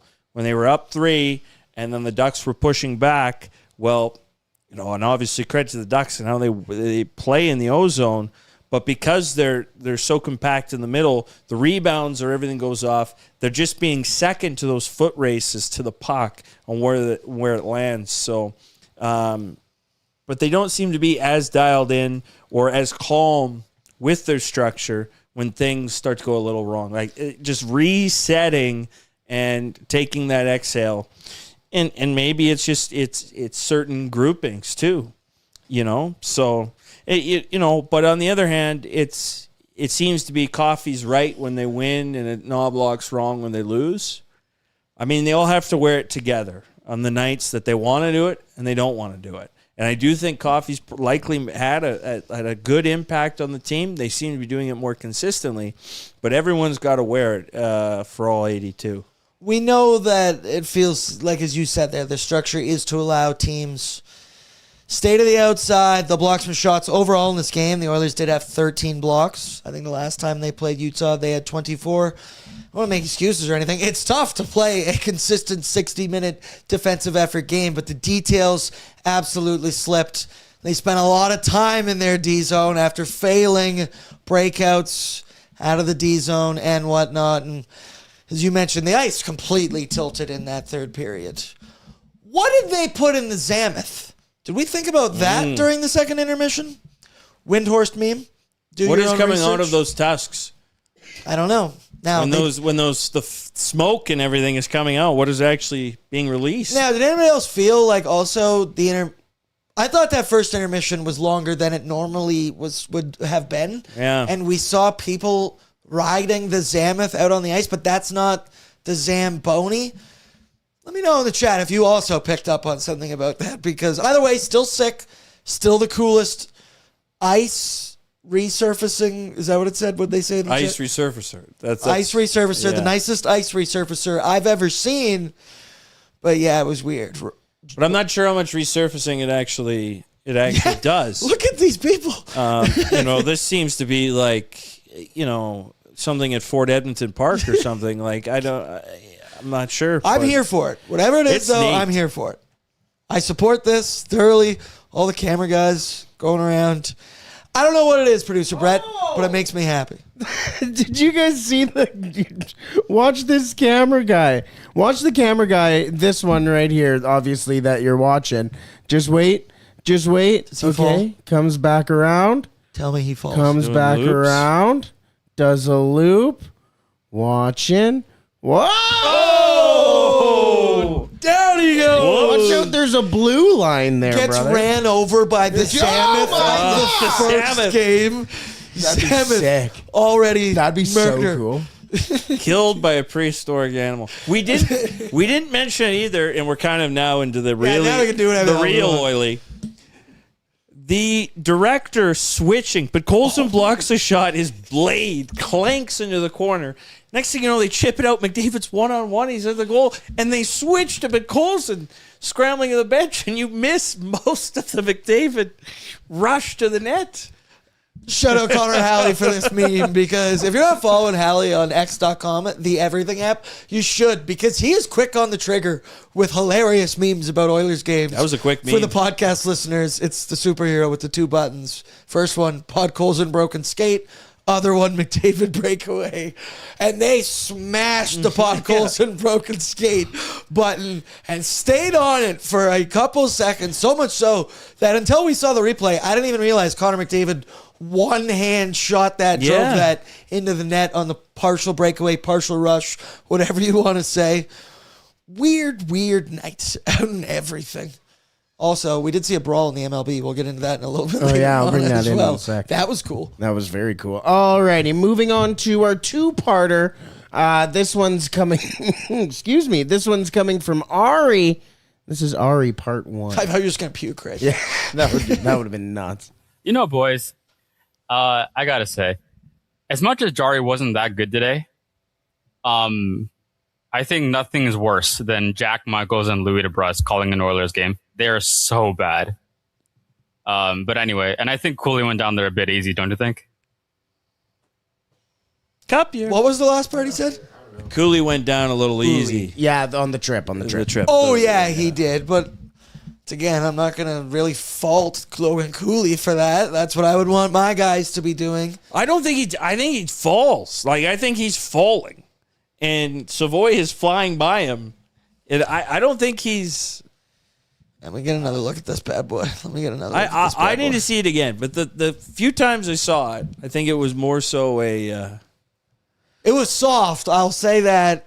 But once again, you're in that late opportunity of a hockey game. Don't put it in the referee's hands. That was part 1. That was part 1, yes. What could part 2 possibly be? Hold on. Where he Coming yells, for- where he yells cup here, hopefully. He's coming for Jack and Louis. It better be. Yeah, also, does he just mean... Because when you say Jack and Louis, brother, I don't agree with that at any point. Like, we'll chirp Jack about that. They're two of the best in the business. Once again, I already said it, but we are blessed to have them call Oilers games night in, night out. You're not going to hear me talking junk about Jack and Louis. Also, you can in the voicemail line. That's what it's there for. That's the existence, but partial blasphemy, in my opinion. I already went after Payton for that today, so... Yeah. There's other there's other people. Like I was talking about Nashville's guy to Brett. Just doesn't quite, I think Jack would rate high. Well, and that amongst league broadcasters. That conversation stemmed from have you guys seen the call from the Edmonton Oil Kings game last night? Which I have thoughts on this. The WHL sewered the Oil Kings in the call on this one because it was the game-winning goal, the series-clinching goal in overtime. David Lewandowski point shot gets tipped, and the series is over, wins it in overtime on the power play. Obviously, you're taking the Oil Kings commentary, and the guy goes... And the Blades win it, and they clinch, and all that. And people are like, what are you doing? You can't do that, blah, blah, blah. It's the Oil Kings, guys. So. My question, was there 2 broadcasts for this? Yes. Yeah. Then what the hell are we bitching about? Yeah. The Western League's social team kind of did Matt Barrett and dirty there. Look, I've called overtime loss series losing goals before. Like the Pontiac's North final loss to Spruce Game 5. I mean, those are also I thought Barry did a great job. He's not going to give the full sell to the goal, but you cannot be happy because that isn't your function. You are the Oil Kings broadcaster. Now, you still have to serve the moment. You still have to describe what went on. You still have to give it something. It's still meaningful. But when you're the home team broadcaster in a situation like that, no, it's a downer note. And so you also have to play into that for the people that are listening. And so I thought it was done perfectly fine for what it was. That wasn't an issue, and I'm not sure why. Now, they probably took it because it was the home team. Yeah. And that's probably easier on whatever, I think, Victory Plus or wherever they stream. But with that said, no, you're not giving that a full sell. You can't give that a full sell because you're employed by the Edmonton Oil Kings. And maybe I'm on an island this. I thought he did a perfectly fine call on that. I thought it was totally professional. No shit, he's not happy, but he didn't. Man, we make the joke about the Yukon hitting the shot over Duke, and the Duke commentators immediately go, "That's a technical foul. He ran out on the floor." That what our Oil Kings guy did nothing like that. No. Finished the call, described the goal as you mentioned. Yeah, I'll say it. That's a bunch of bullshit, in my opinion, to throw a guy like that under the bus. And the media relations guy for the WHL said one of the complications for them with Victory Plus is that their encoders only pull from the home broadcast. Oh. So that's why they got the home broadcast on the socials, is because that's what came through in their whatever database or whatever. And that's a deep drive to left field. That'll make it a 4-0 ball game. I don't know if I'll ever put this headset on again. Spoiler alert, he did. And he's still... Not shout out Tom Brenneman. No. But you're back, I guess. Sure. Slightly. Alrighty, let's get to part 2 of Ari's voicemail. This is Ari. But talking about Jari a little bit, you guys ever play Call of Duty? And you get a knife kill, and the humiliation soundbite plays. That's what it feels like every time Jari gets scored on. Come here. See, this is the stuff. Once again, I'm not a Jari supporter, whatever. I'm not paid. Like, whatever word you want to use. We got, he wasn't good in this hockey game, but once again, there's so many breakdowns in front of him. Puck might have gone off Wallman. There's one-timers, uncontested. Tip, redirects in front. Alex Kerfoot. He was not good. He was bad. But so were a number of people for the Edmonton Oilers. As bad as he was, it does feel like many others played like hot garbage as well tonight. But he also played like hot garbage. Well, he's just wearing it lately. Well, not lately, because he's kind of been threatening to be redeemed. And it's just but you weren't keeping that same energy in the last 2 games when he won. Every goal against wasn't humiliation. Yeah, and it was just a part of NHL hockey, and he got away. There's just so many camps. There's so many camps with certain players. Goaltending players. in Edmonton is just, it's our thing. It's our thing, and it's always going to be our thing. Way of the road. Where she goes. Sometimes she goes. Sometimes she don't. Thank you. Alrighty, moving on to our next voicemail. This one doesn't need too much of an intro. This one's coming from Wise Kyle. Hey boys, Wise Kyle here. I'll be honest, didn't start watching the game till the 3rd period. I was a little busy, but hey, what I did see, Dry played really good, kept them in the game. At that point, big saves, especially that double shot there at the end. But a tip in front of the net. That's rough. That's hard to save. A bad penalty in overtime. Maybe we don't start Savoy in overtime anymore. Sounds like a good place for Jack Roslovic to be. But, that was an amazing shot by Kane Keller. Oh my God. That's an Olympian little shot. It was just really good. If that was McDavid or Draisaitl, we'd be like, oh my God, what an amazing shot. Sometimes you gotta tip your cap on that. But, pick up a point, keep in the race. We're doing okay. It sucks in the moment, but overall, we're not bad. But, hey, you know what to do. A 1, a 2. Hail to the victors valiant. Hail to the conquering heroes. Hail. I'm stopping. Was that Hail to Michigan? Probably. I think it was the Wolverines. That's crazy. Fight song. That's great. This motherfucker found a way to slip it. You know what? I did the 8 clap for UCLA. I'll give that to him. You work on the show. That's fair. I have control. Yeah, you control the microphone. I can end this show right fucking now. You control literally everything on this show. Yeah, it's tough in OT there. He said Matt Savoy not starting overtime. Can I say something about that? Because people have been, and a lot of people have been wanting to see Savoy in overtime for a while. And now, it obviously didn't go well here, but Savoy in this stretch, if they go to overtime tomorrow night, I think we're going to see Savoy in overtime. You know what I mean? He had a bad overtime. There's no doubt. He had a bad game in general, but come on, let's not pretend like we're completely ignoring everything Matt Savoy has done post-Olympics. He's been a solid player. I was curious if maybe it'd be a McDavid Nuge type thing, but then you go, no. Your second forward combo you're going to throw over the ice, you probably want Nuge out on the ice. It is what it is, man. They had 60 minutes to win this game in regulation. They don't. And they end up losing it on a tough penalty. And then, that is a good point from Wise Kyle, because Clayton Keller, that was a nice shot, dude. He took his time, locked, loaded, found the corner, and absolutely rifled that one up top. Those guys get paid millions of dollars as well. We do need to be reminded of that, so solid point, Wise Kyle. Boo blue. Boo blue. He just is in the chat. Hail, hail, Michigan, the champions of the world. So I'll give him that. I did cut him off on. I feel bad because I got time to do the 8 clap. So I apologize.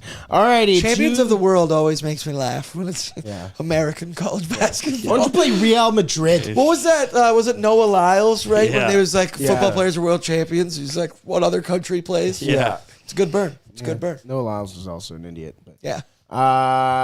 Next voicemail. We have 2 more voicemails. These 2 are special. This next one is coming from somebody I don't think who has called into the show before. I think this is his first time, but has been on the show before. This is Waz. Let's listen to Waz. Well, boys, working the game here. Bouchard not having a great game. A lot of turnovers, but man, he is being carved online. Yes, terrible game, but this is the one they kind of pick apart and they just forget about all the good he's done all season. But this game, they'll remember this game, and that's why he's a bad defenseman. But not all the good stuff he's done all year. No, not. There's a reason why he's in the Norris conversation, but all of a sudden he's not because of this one game against Utah. Fuck bullshit. Sorry, I had to rant about that. Give me your thoughts. Menzies, I love you. Come Come here. here. Love you too, Was. What the fuck am I? Chopped liver over here? Sorry, you guys shared a room in Vegas. Yeah, it's true. Yeah, you it's guys true. worked it all out then. Look, this is how it's going to be with Bouchard forever. Yeah. There's going to be the camp, the Bouchard, this camp, Bouchard, that camp. I don't think that will change ever until Bouchard retires or is traded or signs elsewhere or whatever. And then the Oilers will have another player that there will be 2 camps and they will argue. And then until that player we die. is gone. That player used to be Jeff Petrie. Oh, yeah. That player used to be various other players. Fill in the blank. Tom Pody. That player used to be, insert the blank. Tom Pody was crazy. That's a good pull. That's crazy. soft. Oh, my God. This or that. That's just the way it's... To that, I say to Waz, It's gonna go. he had a great tweet. That was Simpsons meme from the Simpsons movie where they're all got their pitchforks and they're all, the entire town of Springfield is going after Homer. Yeah, it's like that. I'd also say to Waz, you're in a tough spot because you work in social media. Because my recommendation would be stop reading the comments. Don't read the replies. Because as you just said, it's something that's never going to go away. And it's, in my opinion, on a night like this, it's play the hits. Let's talk some shit about Evan Bouchard and lackadaisical, terrible at defense, carried by Connor and Leon. Look without him. You just can't value everybody's opinions the same because... I don't want to gatekeep. I don't want to do anything like that or talk down to anybody, fans who have their own opinions of things. But if you don't understand the value that Evan Bouchard brings, you're simply just not watching the games. There's a reason he's getting 10.5 sheets per year. And there's a reason there's 31 other teams that would have given him 10.5 sheets per year for who knows how long as well. Could even been longer deal, longer term. Bouch is a fantastic hockey player. He is an elite defenseman. But nights like this, he did not look like an elite defenseman. And that's the argument from people is that if you are elite, how can you have such a wretched, brutal performance? My argument to that is watch other elite defensemen in the NHL. They make mistakes all the time and have performances and moments just like Bouch does. I will say, though, this is like the first one in a while where Bouch just didn't skate hard on the back check. Because remember last season, there was several a moment like that where you went, Bouch, at least pretend like you're trying to make a play. It was back to that on the Nick Schmaltz Here's goal. part of it, too, is that it hasn't just been... By Bouchard's play throughout the course of the season, he's graduated to a Norris Trophy conversation. It might be one of the best chances he has to win the award. Because it's a notoriously hard award to win. Like Victor Hedman only won it once, for example. It's gone from is he a good defenseman? Can you trust this defenseman? To a different type of conversation where I do think the nitpick becomes more relevant because now you're talking about the best defenseman in the world. You know what I mean? So it has graduated, but I think largely due to Bouchard's overall good play. I call that moving the goalposts. It's kind of this argument has started as the one thing years ago. He's not, play him at forward. He's not a defenseman.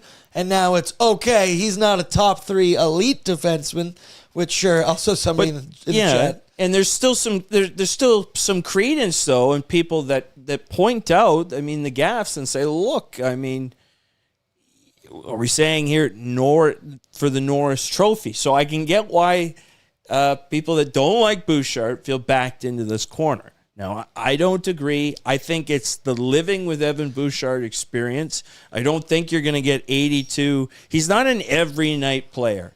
But what we've known about Bouchard is that he shows up in playoff games. He's made a ton of clutch plays for the team.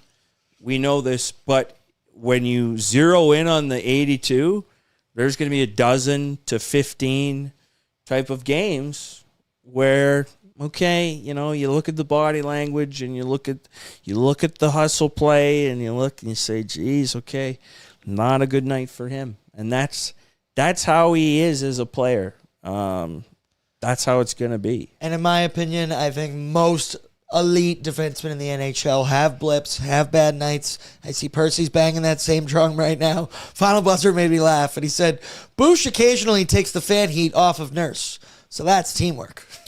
That's true. Goddamn right. Goddamn right. That's true. Somebody's got to wear the jeans some night, all right?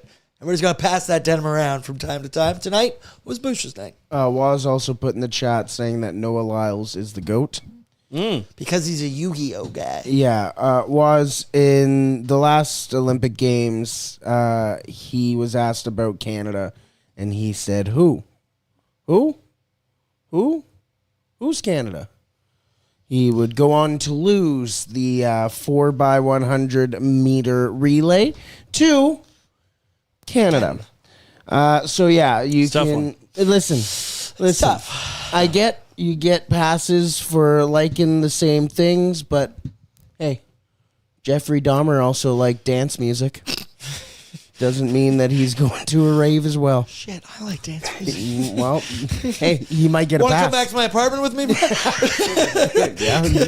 Alrighty, our final one for our final Didn't voicemail. think Dahmer was getting brought into that. I don't know why he was the first I one. didn't know he liked dance music. I thought so. Well, he went to the clubs, right? Yeah. That was weird. Don't you remember Evan Peters dancing seductively, or is that a different one? I don't keep up with the serial killers. Forget it. That's ingrained in my head. Alrighty, our final one's coming in from none other than who else? The one who left the first voicemail. Let me, before you start, I told him I would do this. Not proud of it, man enough to say it. I look forward to Peyton's voicemails so much every single night. I told him at one point to do this whole thing in an English accent. Oh, boy. Because he was doing it earlier. I think it's so good. Liam hates it, which I think makes it so much funnier and all of the bit. Without further ado, here's Peyton. It's just like I don't know what else to do anymore. I don't know. Definitely not doing a scores tonight. I mean, it's definitely not the night to do it. I thought Jari, I was defending him because I thought the Oilers played like shit, to be honest. But yeah, like 3 out of those, maybe you could say 4 goals were terrible. Yeah. It's not looking good. It's not looking good for Jari. I think it might be. I don't even know how many games he'd have left here. I don't even know. But guys, like, it sucks, man.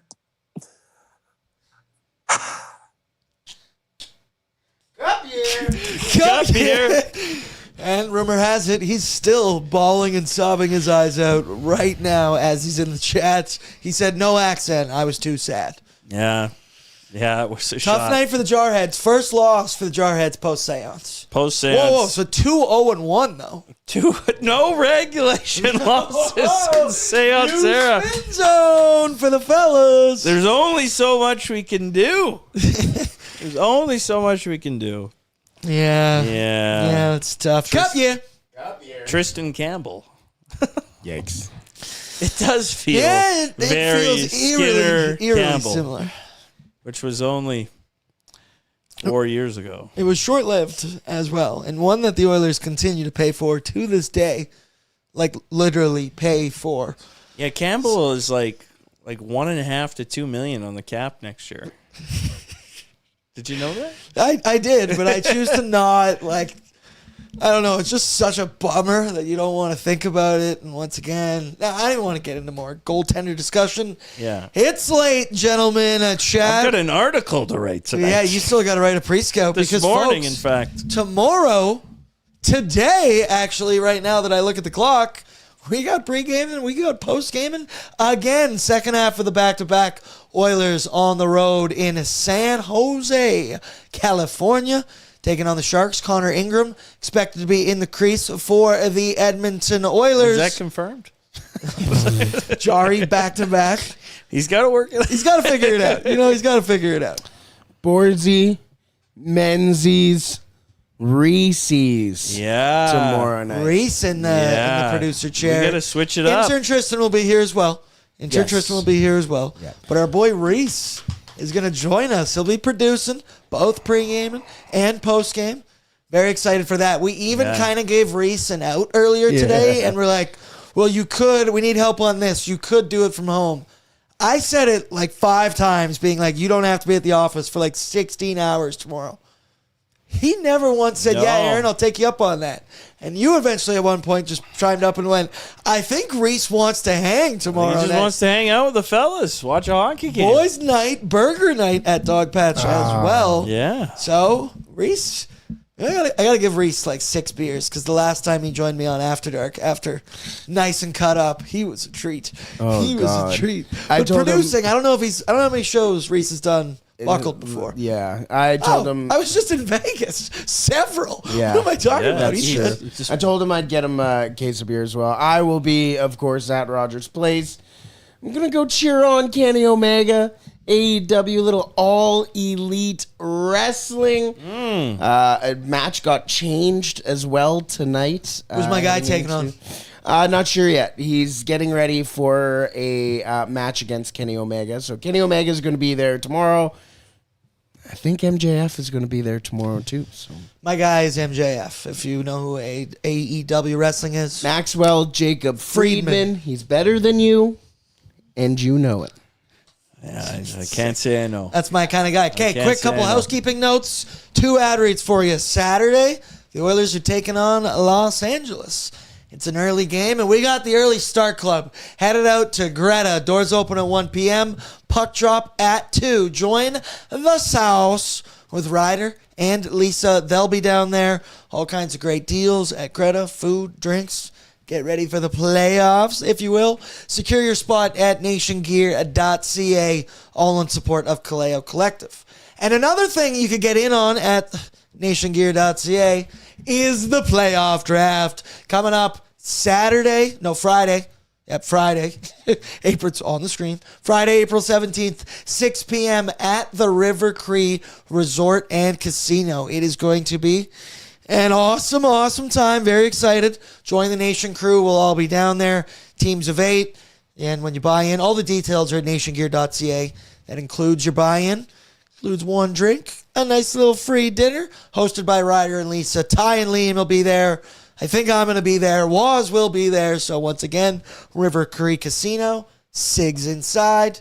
Could be a pretty cool Friday evening. Spots are limited. Sign up now. All proceeds support Kid Sport Edmonton. Michael Menzies, good luck on that pre-scout article. Can't wait to add it to my pre-gaming notes tomorrow. I've wrote the Sharks bit.